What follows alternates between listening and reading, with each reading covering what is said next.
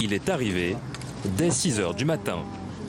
Le secrétaire d'État Jean-Baptiste Djebari, accueilli par la PDG de la RATP, à Bercy, station d'une ligne automatique du métro parisien.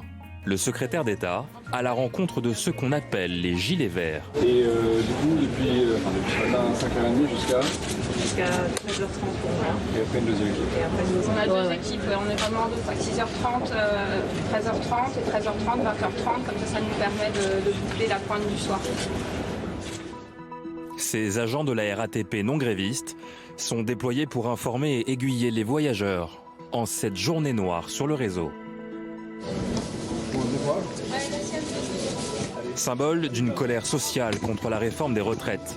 Mais le secrétaire d'État veut rester confiant. Nous serons à même de rassurer les agents sur ce qui les occupe ou ce qui les préoccupe tous les jours, c'est-à-dire l'âge de départ et le niveau de pension. Donc c'est un travail un peu au long cours que nous allons continuer dans les jours qui viennent, mais je fonde l'espoir que nous arrivions rapidement à trouver le chemin du compromis. Voilà, merci beaucoup. Merci. Jean-Baptiste Djebari dans le métro, Agnès Buzyn à l'hôpital européen Georges Pompidou.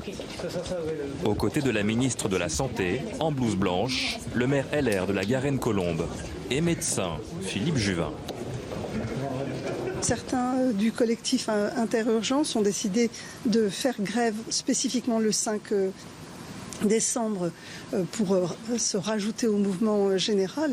Et donc en réalité ce sont des personnes qui sont en grève sur les deux sujets, si je puis dire. Les soignants qui font grève le 5 décembre le font essentiellement pour la situation de l'hôpital, beaucoup plus que sur les retraites, parce que beaucoup de professionnels seront très peu impactés en fait par la réforme. Et aujourd'hui, ce que j'ai pu constater, c'est que chacun a pu prendre son service, parfois avec 5 ou 10 minutes de retard, mais tout le monde est présent à son poste, et donc la continuité de service est assurée. À l'Élysée, malgré la contestation, le président de la République serait calme et déterminé d'après son entourage. Mais tout ne serait pas encore décidé. Bien écoutez, si nous avons des réunions multilatérales encore la semaine prochaine, c'est qu'il y a forcément des marges de négociation avec les organisations syndicales. Évidemment, si je vous dis que la porte du gouvernement est ouverte, c'est qu'elle est ouverte. En attendant les conclusions, le mouvement social continue. L'impact sur les trafics sera probablement comparable dans la journée de demain.